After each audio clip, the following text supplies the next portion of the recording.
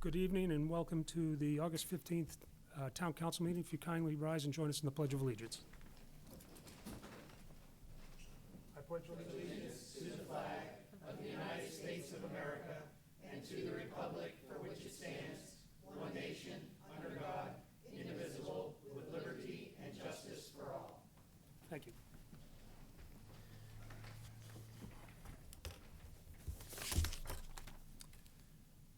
Okay, on announcements, the only announcements I have are our upcoming meetings. Thursday, September 12th, Thursday, September 26th, Thursday, October 10th, and Thursday, October 24th are all regular meetings here in the Matthew Thornton in Hall starting at 7 p.m. Paul. Thank you, Mr. Chair. The next household hazardous waste collection is Saturday, August 24th from 8 a.m. to 12 p.m. at the Nashua Public Works Garage located at 9 Stadium Drive in Nashua. The Parks and Rec Department after-school program has limited spaces left for the 2024-25 school year. The Natticook after-school program offers a safe, supportive alternative between school and home for children's K through 4. The program runs from 2:45 to 6 p.m. Monday through Friday throughout the school year and is held at the Function Hall at Wasserman Park. For the 2024-25 school year, bus transportation is offered from Thorntons Ferry and Massacola Elementary Schools. If you'd like to sign up, please visit www.merrimackparkswithanS.rec.org. Once again, that's merrimackparksandrec.org. Thank you. Thanks, Paul. Next on the agenda is comments from the press and public. If you would like to address the council, you can come to the table or step to the mic. And seeing no one, we'll move on. Our first appointment on this evening's agenda is the presentation of the Boston Post cane to Mrs. Jane Burnham, Merrimack's oldest known resident. And I had a note from her saying, thank you very much for bestowing me with the honor of the Boston Post cane. I never thought I'd be eligible for it. I'm sorry that I will not be attending the meeting. I really do not feel up to it. My daughter will be there for me, and I will be happy to keep the cane as long as you wish and as long as I'm able to do it. Thank you again, sincerely, Jane Burnham. I love it. So, and but tonight, Sally and Ben Sutherland? No. Shackelford. Okay. I didn't look back. I didn't know where I had the paper. Are here, and I don't know. Is your other sister here? She should be coming in. Okay. Should we wait till? Would you like us to wait till they get here? Because we don't mind. Absolutely, we'll do that. We'll come back to it. All right. Next on the agenda is. Per Charter Section 6-6, at least annually, there should be a review with the Zoning Board of Adjustment. This agenda item is to highlight the board's significant actions, current projects, anticipated actions, and to raise any concerns the council should know about or could act upon. And this evening- Mr. Chair, could we go a little bit out of order here? And because Merrimack Friends and Family is here to present, in this way, they want to take a picture Yes. with the council. So if we could just go through items 1 and 2 on the new business, this way they can present their check to us. Okay. We can get a picture if that's That'd be okay with wonderful. you. and Yeah, it is. Zoning board. Thanks, Patrick. Yes. Merrimack Friends and Family is here this evening to, item number 1 under new business, council to consider the acceptance and expenditure of a donation in the amount of $3,000 from the Merrimack Friends and Families to the Parks and Recreation Department, which will be used towards the Camp Scholarship Fund pursuant to RSA 31:95B and Charter Article 8, Section 15. I'm Should we do- here to talk a little bit if you want, or this money, the $3,000, will send several campers to summer camp next year. Very much appreciate this. Without these kind donations, some kids would not be able to go to day camp, and at least during the summer, they can be with their friends outdoors, enjoying the fresh activities and fresh air. It's always impressive. Merrimack Friends and Families really step to the plate, and again, on our next agenda item, as we'll see. But, so what's the pleasure of the council? I'd like to make a motion. Make sure she can hear me. Can you hear me?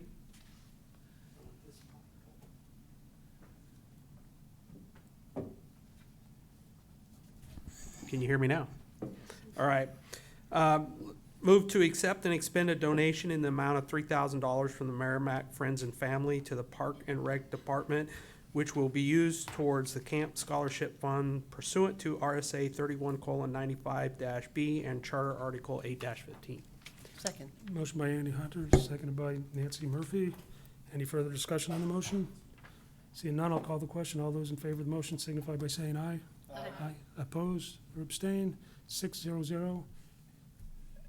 And I wanted to let you know that Nancy Harrington has been excused from this evening's meeting. So we'll move on. The next item, number 2, is the council to consider the acceptance and expenditure of a donation in the amount of $3,000 again from the Merrimack Friends and Families to the Welfare Department's Heating Assistance Account for elderly and disabled residents with financial hardships pursuant to RSA 31:95B and Charter Article 8, Section 15. Once again, this is a help to the town of Merrimack and to the residents. Friends and family are really stepping up. This $3,000 will go a long way during the heating season. And what runs through Pat Murphy's office, Welfare Department. So she knows people who are in need of it and will help out greatly during the winter heating season. Great. Thank you, Paul. Any other questions? The pleasure of the council? Nancy? I'd like to make a motion. I move that the town council accept and expend a donation in the amount of $3,000 from Merrimack Friends and Families to the Welfare Department's Heating Assistance Account for elderly and disabled residents with financial hardship pursuant to RSA 31:95-B and Charter Article 8-15. Second. Motion by Nancy Murphy and seconded by Jennifer. Any further discussion on the motion? Seeing none. All those in favor of the motion signify by saying aye. Aye. Opposed or abstained? 6-0-0. Thank you. Now it's photo Now, op who's here- time. Who's here? Is- The lady, Julie Aker and Tammy Dittman, they're here. Should we recess? If you want to recess for 2 minutes, they would love to take a picture with the council with the check. So if all the councilors will please get in front of the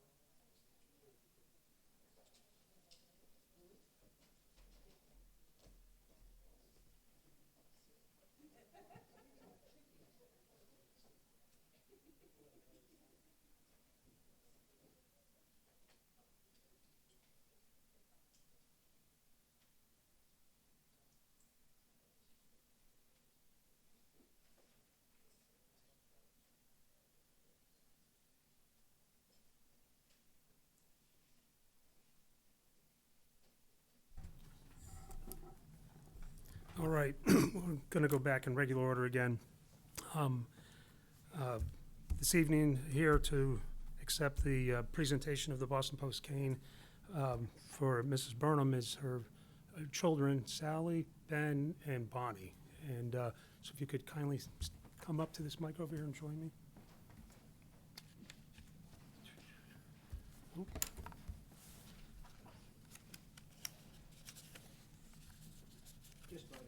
Yeah, oh, sorry about that, yeah. Look.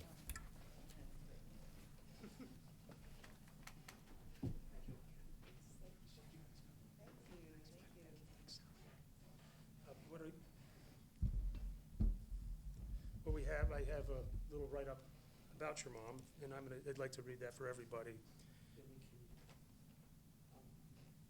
Is it on? Is it on?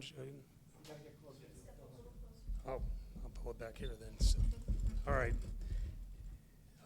It's Jane H. Burnham, Boston Cane recipient for 2024. Jane H. Burnham was born Jane Hellett Stewart in Gardner, Massachusetts on January 20th, 1927. Her parents were Benjamin F. Stewart of East Princeton, Massachusetts, and Mary Perry, originally from Nova Scotia, Canada. Jane was the youngest of 5 children and the only girl, probably pretty spoiled, I imagine. Her grandfather, Arthur L. Stewart, started Temple Stewart Furniture Company in Baldwinsville, Mass. With John H. Temple. The furniture business was the focus and pride of the family. Jane's youth was overshadowed by World War II. She fondly remembers FDR's fireside chats. As a teenager, she remarks that all the young men went to war, so dating did not happen for her or any of her friends. She attended and graduated from Skidmore College with a degree in nursing. Upon graduating, she worked in a hospital on the floors and in the OR, and also did private duty nursing. All were ecstatic when the war ended, and this is when she met and married Benjamin K. Burnham. They had 6 children, all of whom reside in New England today. Jane has 5 grandchildren and 6, and soon to be 7, great-grandchildren. After raising a family, Jane became employed by Jordan Marsh. Here she returned to her roots in furniture, sharing her love and knowledge of that industry. Today, Jane enjoys hearing about the lives of her family and sharing the history of her life. She is a master at crossword puzzles and Sudoku, and is an avid reader. She will honor the privilege of holding the Boston Post Cane. The Boston Post Cane actually started back in 1909, and the Boston Post was a newspaper, and the publisher at that point had distributed 700 canes throughout many, not all New England states, but many of them. And Merrimack's actually came up missing at some point, and in 1996, on the 250th anniversary of the town, the cane showed up by mail, postmarked from Keene, and we did get it back. And from that point, we've been giving this replica of the cane, and the original is being kept at Town Hall. And so, this evening, this is what we'll be giving to you to have at your home, and Nice. and it's the certificate reads Boston Post Cane. This is to certify that Jane Burnham is being recognized as the oldest living resident in Merrimack, and as such is appointed the holder of the Boston Post Cane. As a token of this recognition, a replica of the cane is presented to the recipient, presented on behalf of the Merrimack Town Council and the town manager this 15th day of August, 2024. So thank you so much. Thank you very much. She's honored. So, no, it would have been nice, I'm sure it would have been nice here, but we absolutely understand. Yes. Thank you, Ben. And I think we have a pen.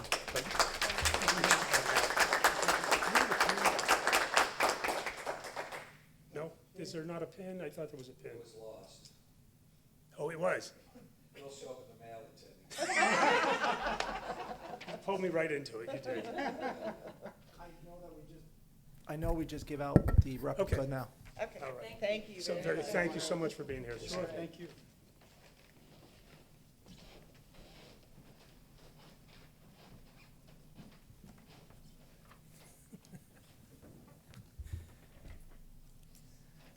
All right, now, Patrick, we'll move on to number 2 under appointments for this evening's agenda.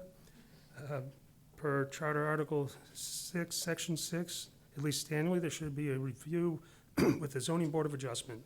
This agenda item is to highlight the board's significant actions, current projects, anticipated actions, and to raise any concerns the council should know about or could act upon.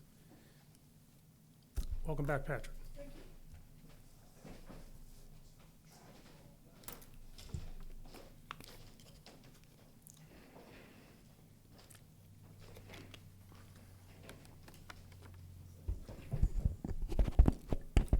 don't get to be on this end very often. It's always the case. All right, there we go. How's that? Every good? All right. Yep. See some familiar faces, new faces. Hello. It's been a while since I've sat in front of the town council. Closer like this? All right, there you go, Tom. Again, my name is Patrick Dwyer. I am the chair of zoning. I've been on the zoning board for, I think, 14 years now. So let's start with the write-up that I have. So since July 2023, the Merrimack Zoning Board of Adjustments has held 13 meetings. In those 13 meetings, the board granted 26 variances and 4 special exceptions. The board also granted 2 requests for rehearing. In the first case, the board's original decision to grant the variance was upheld. In the second case, the board originally denied the special exception, which was reheard at the July 31st meeting and was later granted a special exception. Of the granted petitions, a few standouts include a special exception to permit a restaurant with drive-through in the C1 Limited Commercial District at 632 and 634 Daniel Webster Highway. This is actually going to be the soon-to-be expansion of Hot Rise. A variance to permit to construct a proposed elderly housing development 1.6 miles north of the DW Highway and Babusick Lake Road intersection where such is not permitted beyond a 1 mile radius from same at 29 Bedford Road. A special exception to permit an animal hospital, animal daycare, and grooming services uses in the C2 General Commercial District at 106 Herrick Street. This is the hopeful potential relocation of the Merrimack Veterinary Hospital. And then a special exception to permit a drive-through restaurant, USA Chicken, in the Town Center Overlay District at 421 Daniel Webster Highway, which is the former, I believe, Santander Bank location.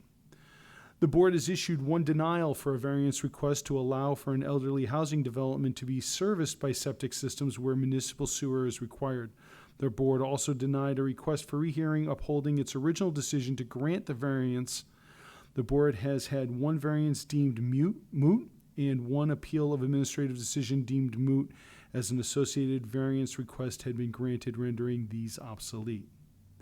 The board does want to take a moment to thank Brian Dono, whose term expired on June 30th, for his service, and would like to welcome Scott Sabins, who was recently appointed to fill that seat. The board also welcomed Wolf von Schoen as an alternate, and we were proud to have Rod Buckley return as an alternate as well. At present, the board is fully staffed with 8 of its seats filled. The next zoning board meeting is August 28th, and we'll be hearing 2 variances and 1 special exception. I am open to any questions that the council may have. Pat, thanks. I'm wondering for the public viewing, I know we go through this annually, but can you just briefly describe the differences or what is a variance versus a special exception? And maybe any ideas on what about these ones you pointed out that made them interesting or made them valid? So the ones that I brought up were actually picked by, of all of them that we hear, those were the ones that were highlighted or picked by community development. Specifically why, to be honest with you, I don't have an answer to that. The variances, there's obviously town ordinances, and people are seeking variances and seeking relief for a variety of reasons. Merrimack is well known for having a lot of non-conforming lots. So when trying to put in anything from a garage to a pool or to anything to that extent, variances are often sought for relief based upon the requirements for boundaries and setbacks and things of that nature.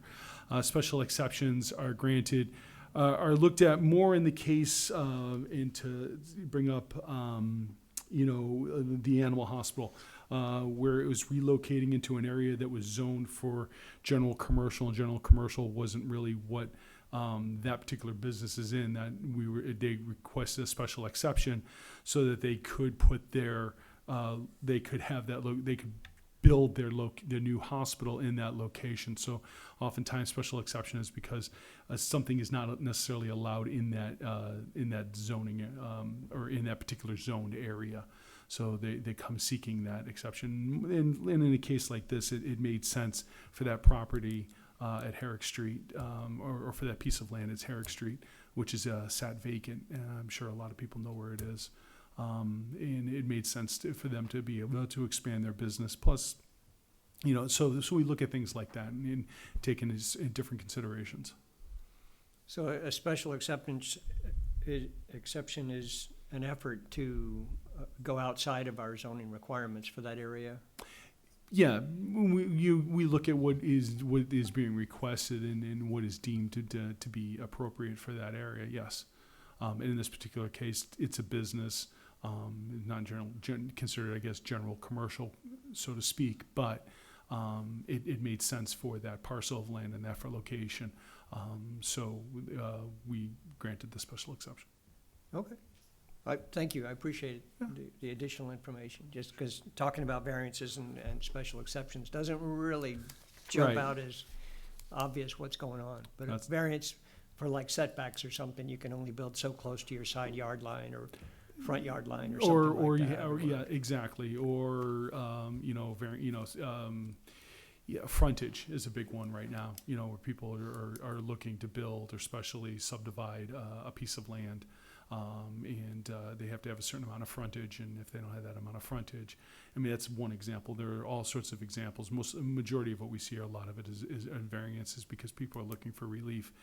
Some cases it's a lot, some cases it's a little. And I can go on and on as to why the people come and look for those, but we take each one into consideration when we're looking at it. And again, Merrimack, if any longtime residents of Merrimack know that there's a lot of the lots are non-conforming based upon the requirements. So relief does have to be given from time to time. And do people get guidance from community development before they even come to the zoning board? So they have Yes. an idea of where the variance is required and whether it makes sense to even approach the zoning board on that? Or? Yes, they will go to community development first, who will then advise them of what they need to do. They advise them of probably best positioning for whatever they're looking to do, and then we'll help them write that up, help them get through the process, help them get them the information they need to put forth the 5 criteria that the zoning board needs to hear, and then work with them as far as notifying abutters, things to that nature. And since you mentioned the 5 criteria, I wanted just to make sure the public's aware, there are specific legal criteria that you have to pass. Yes. You have to validate or something like that to get the Yes. zoning board. They don't just rubber stamp.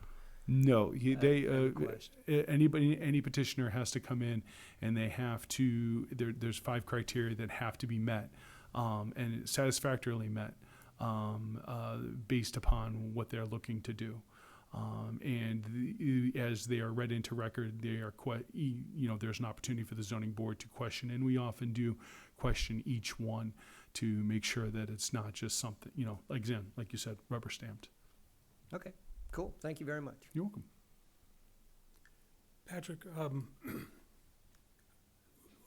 one of the issues is financial hardship. If a person's buying a piece of property and finds that they've overpaid for it, and the numbers don't work, and then they come in for a variance, is that something that would be taken into account if they made a poor decision to begin with?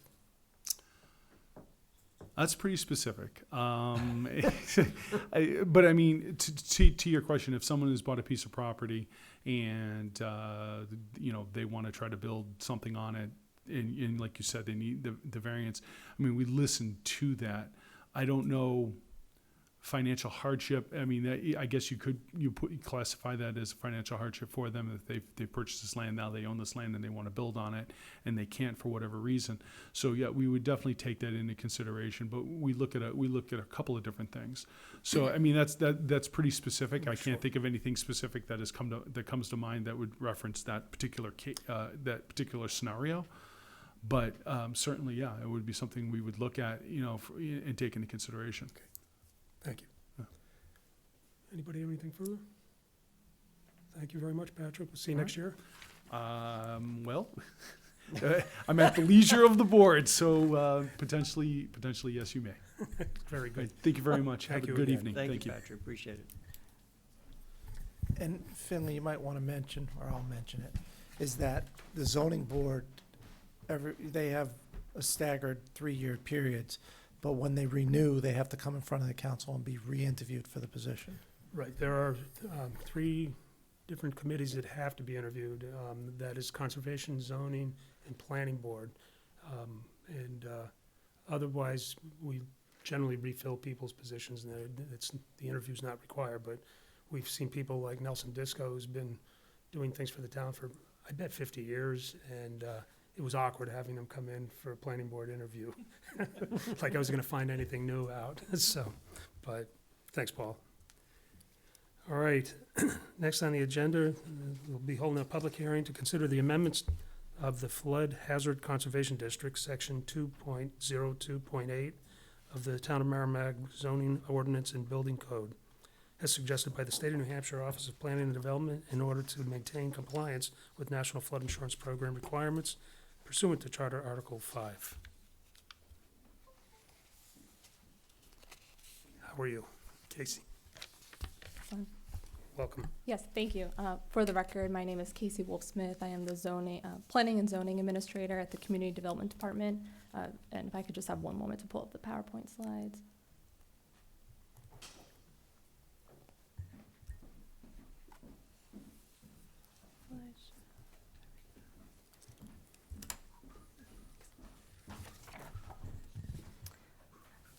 So as you know, this is the second reading / explanation in this case of the proposed amendments to the zoning ordinance. As you remember, the first reading was last month in July. I believe you should have the same paperwork in your packet as you did last time. Yeah, and we have it right here in front of Oh, us. so. perfect, great. So these proposed amendments were drafted by the New Hampshire Office of Planning and Development. These amendments will keep the town of Merrimack in compliance with the National Flood Insurance Program. This program is voluntary, but if the town participates, it allows property owners access to federally backed flood insurance. These changes are all primarily clerical.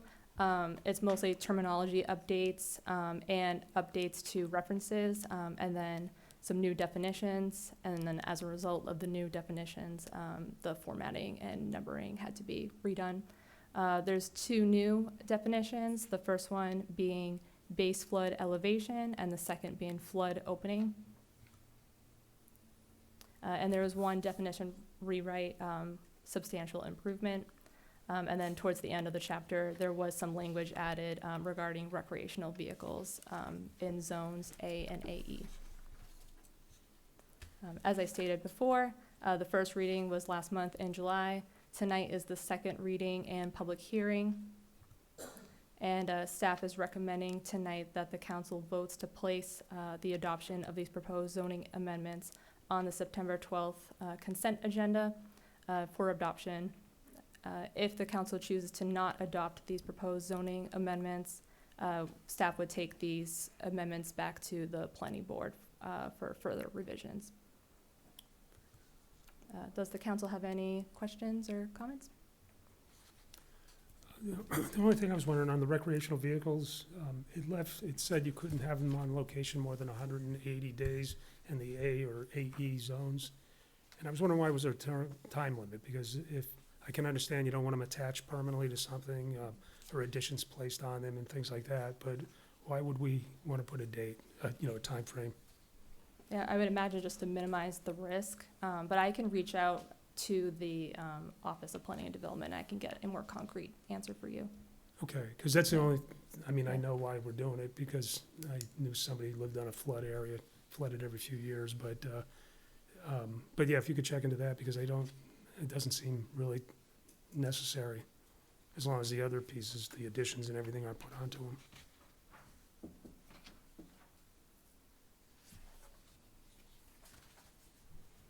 right, Tom. You want to open a public hearing? or- Yep, thank you, Oh. Tom. Yes, I'll open the Sorry. public hearing at 7:31. I appreciate that. If anybody would like to address the council on this, you could sit here or step over the mic, and seeing no one coming forward, I'll close the public hearing at 7:32. What's the pleasure of the council? Mr. Chairman, I move to schedule the proposed amendments to the town's flood hazard and conservation district ordinance, section 2.02.8 of the zoning ordinance for a public hearing on September 12th, not public hearing, Third reading. to the consent agenda on September 12th, 2024. Is that what she Yes. recommended? And I'll make a second. Motion by Tom Koenig, seconded by Mackenzie. If that's something that were to change, that could be taken off the consent agenda Yep. and just modified right there. Mhm. Very good. I have no other discussion? All set? Call the question. All those in favor of the motion signify by saying aye. Aye. Opposed or abstained? 600. Thank you so much. Thank you. Appreciate it. It was nice and quick. So, Mr. Chair, point of clarity, we could take it off the consent agenda. If it is a minor change, you can move forward. That would If be a there was minor a change, ma- I would think. If it's a major change, then it would have to go back to the first read Right. again, and we'd have to go through the process one more time. What I was talking about would be considered a minor change, I would Yeah. imagine. I Yeah, would imagine. okay. Yeah. Nope, very good. Thanks, Chelsea. All right. Updates from our legislative delegation. I see Representative Mooney is here.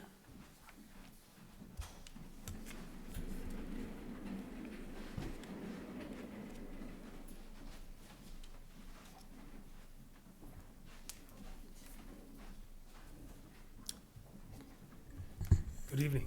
Good evening. Thank you, Mr. Chairman and members of the Town Council. For the record, I am State Representative Maureen Mooney here for a legislative update tonight. And I have with me John Enriquezo, who is the president of Meals on Wheels of Hillsborough County, and Zach Payon, who is the director of development for Meals on Wheels of Hillsborough County. So the legislative update tonight is on one bill, and that is House Bill 1191, an act relative to the establishment of an exemption to the meals and rooms tax for participants in the restaurant voucher program. This bill was signed into law on July 12th, 2024, so just recently. This bill exempts taxation on any meal that is provided by a restaurant or a cafe or other food service establishment that is then reimbursed by the Bureau of Elderly and Adult Services Restaurant Voucher Program. The bill was prime-sponsored by State Representative Bob Healy, and those of us who were co-sponsors were very proud to bring this forward to its signage. House Bill 1191 was recommended as ought to pass in committees and pass through the House and Senate on voice votes. This bill will better assist Meals on Wheels services by eliminating the unnecessary steps of, number one, taxing a meal, and then number two, obtaining reimbursement from the state. Meals on Wheels provides a tremendous service in our town, and we are proud that this bill will make the program run smoother. And my comments tonight have been provided to you in a written format, and I'll turn it over now to the gentleman from Meals on Wheels, Hillsborough County. Great. Good evening. Yeah, my name's John Enriquezo. This is a Merrimack-led effort, I want to point out. This is totally Merrimack, and I'll tell you why. We have an office in Merrimack. The Merrimack delegation, including Representative Murphy, Representative Mooney, and others, came out in force in support of this bill. Why is this bill so important? This is going to save us about $36,000 a year. It reduces the cost of a meal by $1, and we estimate, I think last year we did about 36,000 meals under this restaurant voucher program. And why else is it important? It's important because Village Eatery here in Merrimack is one of the restaurants that participates. So it helps the restaurant, It helps our townspeople, and it helps our business, certainly. And it helps to further the business of doing this restaurant voucher program, not only here locally, but throughout the state. So I'm going to turn it over to Zach. And Zach, I hope at one point you're going to talk about what it's like to drive a route in Merrimack, because I always talk would love about the hidden Epidemic? Absolutely, yeah. My first day at Meals on Wheels, I actually drove a route in Merrimack, where I live, over on Breck Drive. And I encountered some folks I'd never met before, and that's the whole problem. You know, they were living behind closed doors, and I wasn't a very good neighbor. But I had not actually encountered them until I went in there and understood the loneliness that is behind those doors and how they look forward to our visits as drivers when we deliver meals.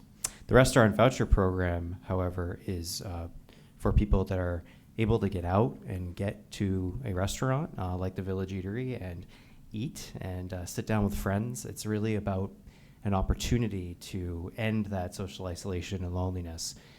Surgeon General warning came out last year.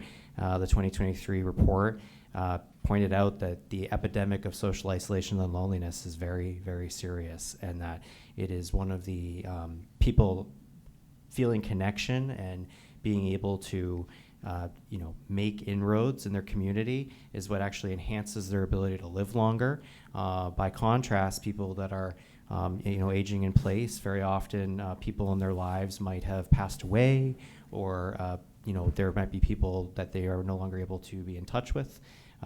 Aging in place behind closed doors is really quite detrimental to their health, by contrast. So the Village Eatery, for anybody who's been there since we started this program a couple of years ago, is almost always busy. And my understanding, John, from when we started with them, is they were kind of in dire straits before we came in there and started working with them. The way the program works is we have a nutritionist on our staff who works with the chef over there to make a menu that respects the culture of that restaurant, but also allows everything on the menu to be healthy for our participants. We receive funding from the Bureau of Adult and Elderly Services, which this allows those dollars to go much further. But more importantly, they also allow the dollars of our donors and towns and county and every other entity that helps fund this program. It stretches those dollars as well, which is really a win-win for everybody, a win for our participants who are no longer lonely and making friends, and a win for our community as well. So I'm very, very grateful to Maureen and the rest of the delegation for supporting this bill. And like many things I see in our great state, it's always nice when you see something that's very bipartisan and supported on both sides and loudly and proudly. So nice job. Very good, very good. And by Thanks, the way, I'm a Merrimack resident, too. That's true. We both are. I'm glad to hear that. Maureen knew to All call. about Merrimack. She knew to call on the Merrimack guys. So here we are. Perfect. Nancy, do you have anything? Would you like to? Oh, not about that. Perfect. Yeah. All right. Just thank you Thank- for that. Thank you. Yep. We were happy to support it. It was a great bill. Kudos. Up. No, I'm sorry. It was a great bill. And kudos It to sure was. Representative Healy, who spearheaded it. But it was we all agreed that it will benefit and it will improve the lives, social lives too, of our senior citizens, so they can get out and have some community experiences and at a reasonable cost. So thank you for Yeah. what you do, and I'm happy to be part of it. You're welcome. Thank you. We're proud. It's an efficiency. Tom? Is the program expanding, All the time. I can tell you that we've had to slow things down a little bit because we have limited money that comes from the state to support this program. And so we have a certain amount of meals that we can serve every year on this. Zach did get some grants, about $120,000 worth of grants. Yeah, for the past fiscal year. Yeah. So that we could continue the program. But you can get 8 meals a month, or 8 meals a month off the program. We get dozens and dozens of requests for cards every week, and it's expanding quite a bit. It's at some point we're going to have to put the brakes on it until we can get some more funding. But I will tell you this: loneliness and isolation is probably the most horrible thing that you can experience, and as you have a 50 times greater chance of developing Alzheimer's or some other serious medical condition as a result of loneliness and isolation. The efforts put out by the Surgeon General are nice in terms of how to reverse it, but by far this has had the most effective response to isolation and loneliness, something like I've never seen in my career. Yeah. So this is a big deal, and we should all stand behind it. Because we're all getting older, and we all know folks that are getting older. Who's he and- talking Remind me, about? he had to remind me. There you go. I'd like to comment as well that 6,000 of the meals served in the restaurant voucher program were for Merrimack residents last year. And that's about 290 folks that were accessing that out of the 500 we serve in Merrimack broadly. And that's pretty consistent with what we're seeing is about half the people we serve are members of this program. It's very popular. And once we introduced it, it kind of just, the need was so great that people rushed to it. And one other quick snippet I want to give you.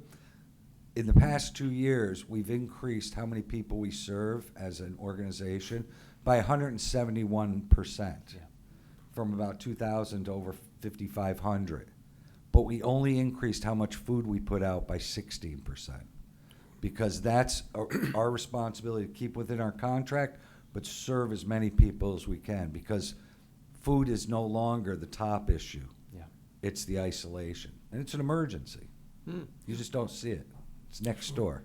We see it every day. Yep, yep. Absolutely. Well, thanks for all you do. Thank you. And we appreciate it. Thanks, Maureen. Appreciate it. Appreciate Thank your you. time. Thank you very much. Thank you for coming. All right, Nancy. Thank you. A couple of updates. One, in terms of bills that were signed or not signed, House Bill 1649, which was relative to PFAS in commerce, which will take things, carpeting and those kinds of materials that are products that are in our environment that have intentionally added PFAS and wind up in our landfills, passed. The governor signed that, which is a really wonderful thing. I was happy to co-sponsor that. It was Representative Karen Ebel from the up in Lebanon area that spearheaded that. And what was so wonderful about it, there were 23 stakeholders. I mean, waste management. There were a number of people and groups in different places that all recognized the needs to stop the source. So it's just a step. It doesn't do everything we'd like it to do, but it's a huge, huge bill, foundational for starting to stop the source in communities. House Bill 1415, that was the one I mentioned a couple of weeks ago, was my bill. That was the bill that would require any PFAS facility that contaminated our groundwater in 100 parts per trillion or beyond, when they are closing or decommissioning, that federal standards would be utilized to clean up. As I said a couple of weeks ago, I did not expect the governor to sign it, despite it passing the full House, the full Senate. 424 people agreed unanimously on a voice vote, and the governor vetoed it, as I suspected.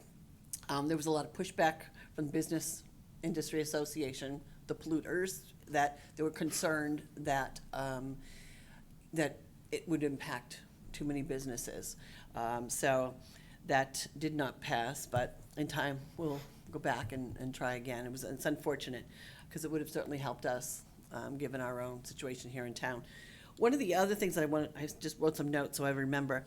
There was a news story this week regarding, you might have seen it on the 11 o'clock news the other night, regarding a lawsuit that's delivering $65 million to New Hampshire. It was against PFAS manufacturers. And I just want to clarify some of the information, because I think it was a little unclear. It erroneously inferred that the New Hampshire Attorney General, under Governor Sununu, took action to lead and deliver these PFAS costs to our water utilities.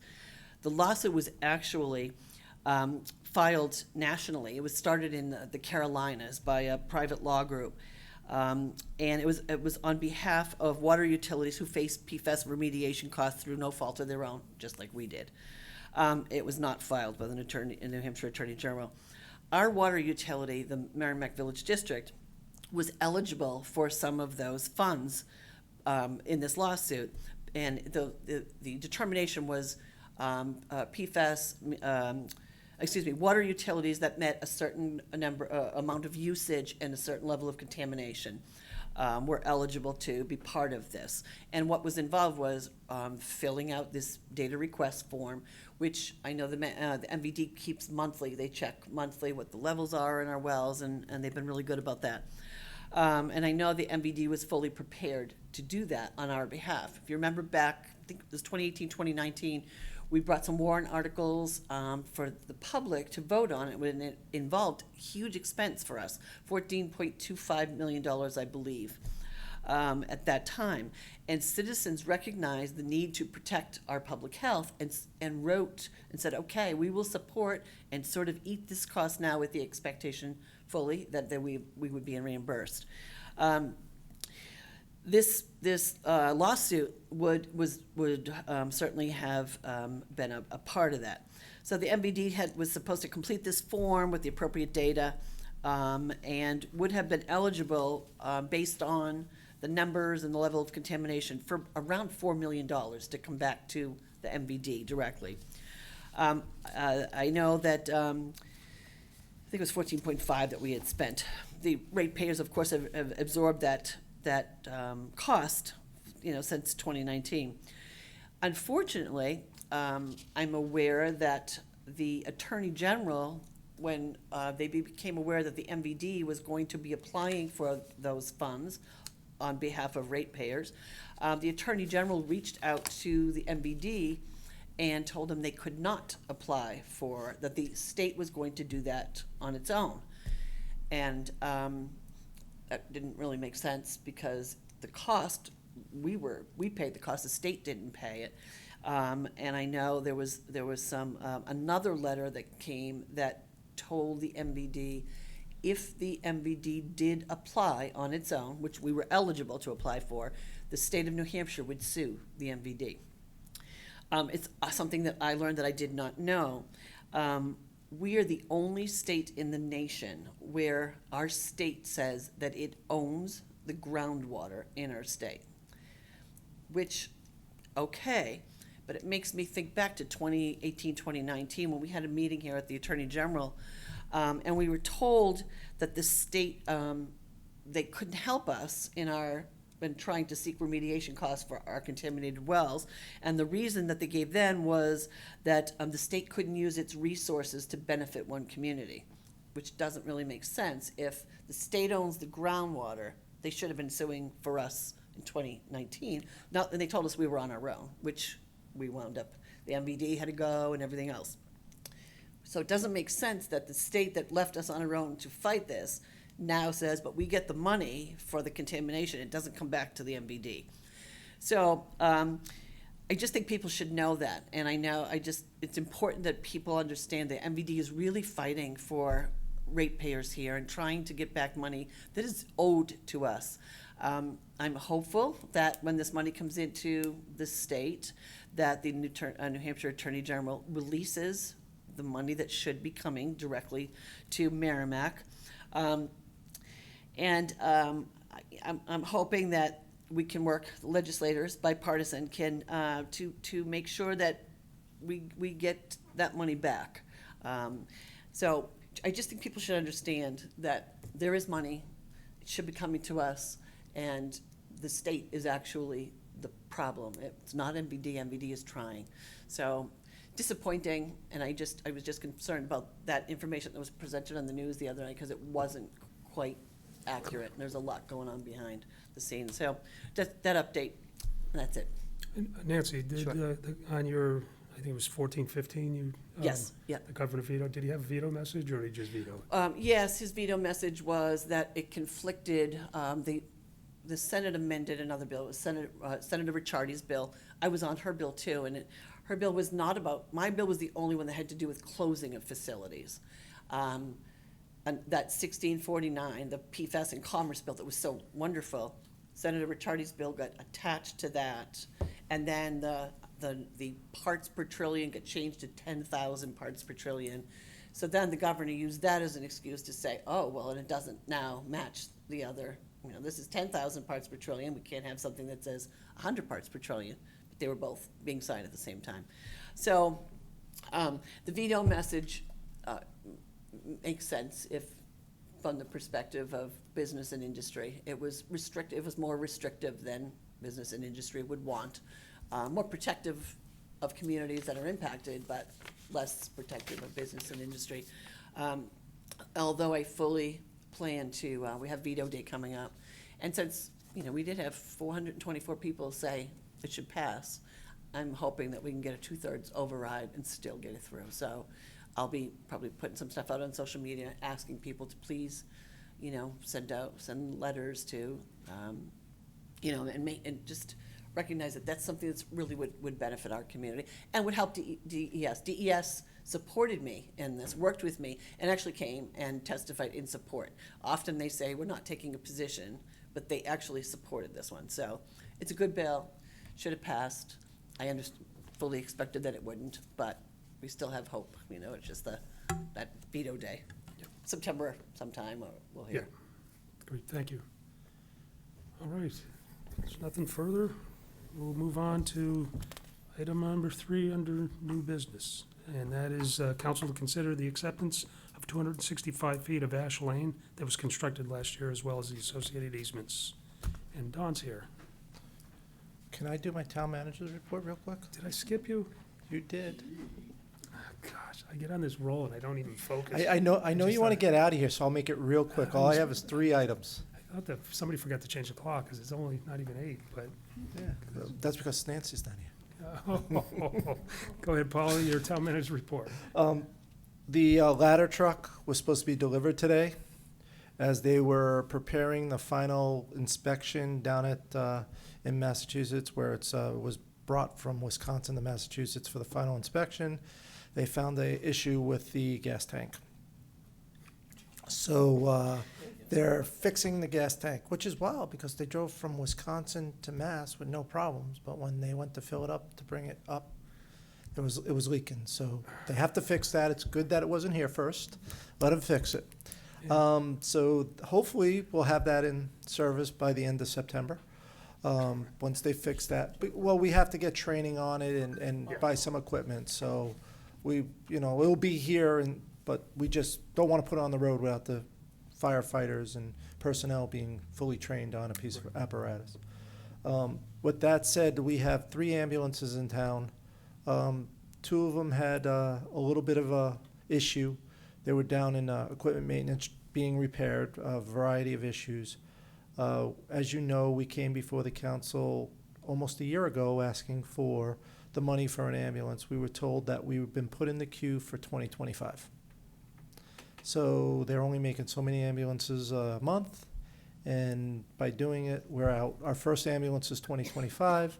Hopefully our second ambulance that we also ordered would be sometime later in 2025, but it's a manufacturing shortage, and we're doing our best to get our equipment here and ordered on time. It's just delays in the manufacturing process, and I do want to give credit to equipment maintenance. They are trying to keep these pieces of apparatus on the road that we had scheduled for replacement as best they can, and doing a great job doing that, keeping them on the road. And then finally, some good news. The Souhegan River Trail that we've been working on for the last, feels like 50 years too, but the last, since 2013, had a soft opening. And what I mean by a soft opening is that we have not accepted it yet as a town. The gates are open. The contractor has pulled out, did most of their work. They have a couple more small things to do. Waiting on one piece of fencing up over the guardrail on Chamberlain Bridge that they need to replace. We have a meeting next Tuesday to go over and do a final inspection and final acceptance of that. There's been a lot of talk about the trail and the trail between the Souhegan River Trail and Wildcat Falls, working with the school district to get permission, which I got today, to go in there and be able to maintain the trail a little bit, and working with Merrimack Conservation Commission to see who is going to be doing that maintenance on that trail from the Souhegan, the conservation property and the school property, in between those two. So we are working on it. Give us some time. to open up that trail. We're looking at probably an opening date sometime in late September, where we do an official ceremony to open up the Souhegan River Trail and the Seuss Way. Great. Anybody have any questions of Paul? That's all that I have. Thank you, Paul. Appreciate it. Now we'll move on to acceptance of Ash Lane Extension and associated drainage. Hi, Dawn.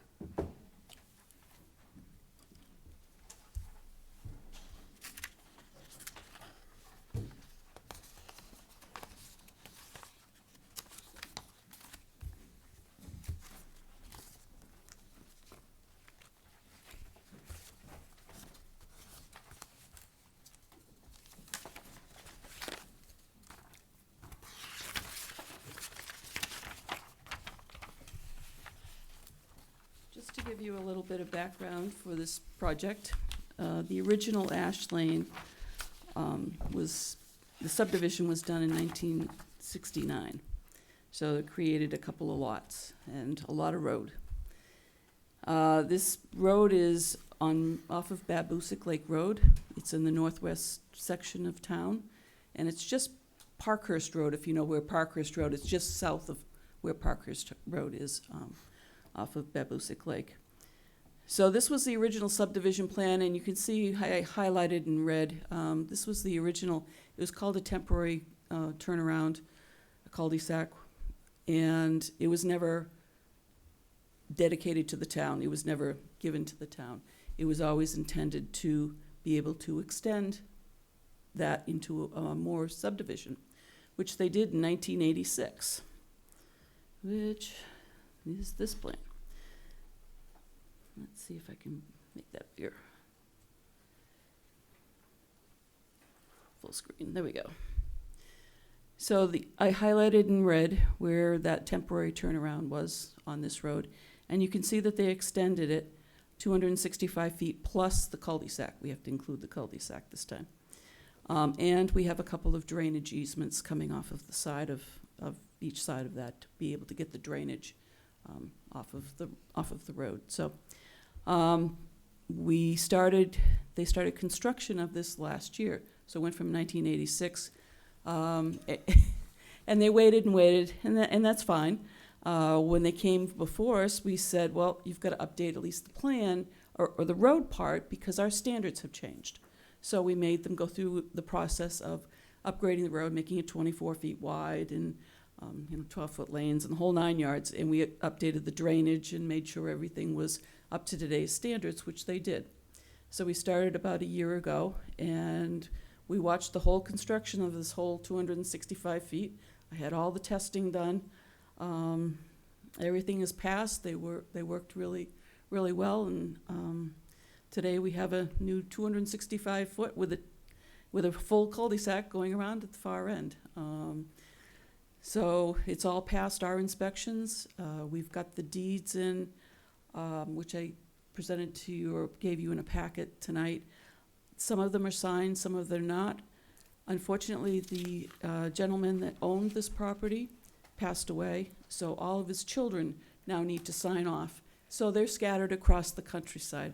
So we're working really hard to get all of the signatures in. But I've said, let's go ahead with the acceptance anyway. So when they all get together, we'd like to have the town manager to be able to sign this. I sent it to the attorney. She checked all the language. There's 4 different deeds there. There's one for the road. There's 2 for each one of these easements. And then there's one for an affidavit because of the death. So they're all in order. She's done it. They've made all the language changes that you wanted. And they're working on the process of getting all the signatures in, which is why they weren't in your original packet. But anyway, so tonight we're here before you to ask for your acceptance of this 265 feet plus the cul-de-sac, and then to be able to have the town attorney or the town manager sign all of the documents after. So what does accepting this do for the town, or cost the town, or? It costs the town another 265 feet of plowing, which is what we've. Plowing and maintenance, Plowing and asphalt maintenance, and yes. all those kinds of things? All that sort of good stuff. Okay. But, which is not much of anything in the grand scheme of things? No. Okay. And this opens up 2 or 3 more lots, is that right, or? Yes, it opened up 2 more lots, and they've already been built on, Oh. and the deeds, they've already given the easements. Those are the deeds that are in your packet. Oh, The owners have given us easements. We don't own that land, we have easements for the drainage, which is all we require. okay, thank you. Any more questions of Don? Somebody like to make a motion? I move to accept the additional length of 265 feet for the new cul-de-sac on Ash Lane, and to allow the town manager to sign all the documents regarding this matter. And I'll make a second. Motion by Tom, seconded by Mackenzie. Any further discussion on the motion? Seeing none, I'll call the question. All those in favor of the motion signify by saying aye. Aye. Opposed or abstained? 600. Thank you, Don. Thank you. Thank you, Don. Sorry about that. All right, next on the agenda is minutes, our retreat goal-setting session of June 19th, 2024.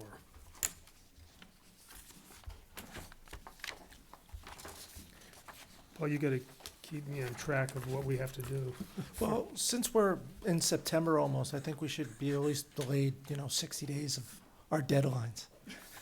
Which, that would be probably helpful. He reminded me that most of this list was on us, and I didn't even catch that during our goals meeting. Yeah.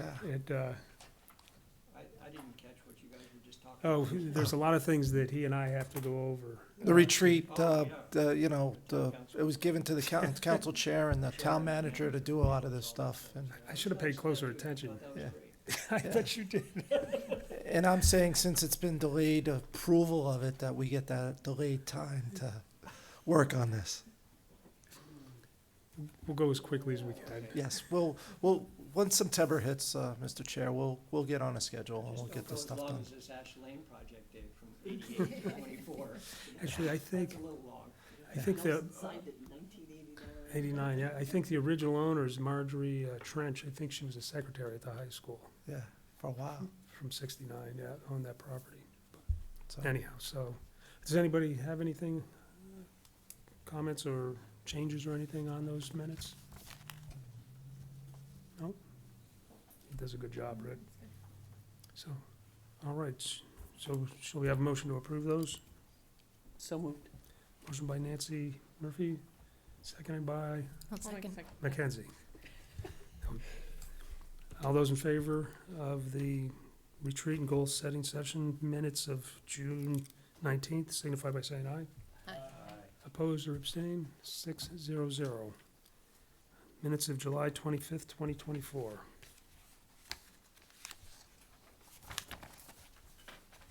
Jennifer? I had one minor nitpicky spelling correction on page 5, line 17. It says sign stating residence CE only.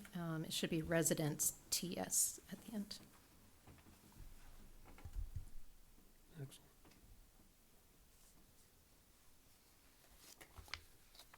Anybody have anything further?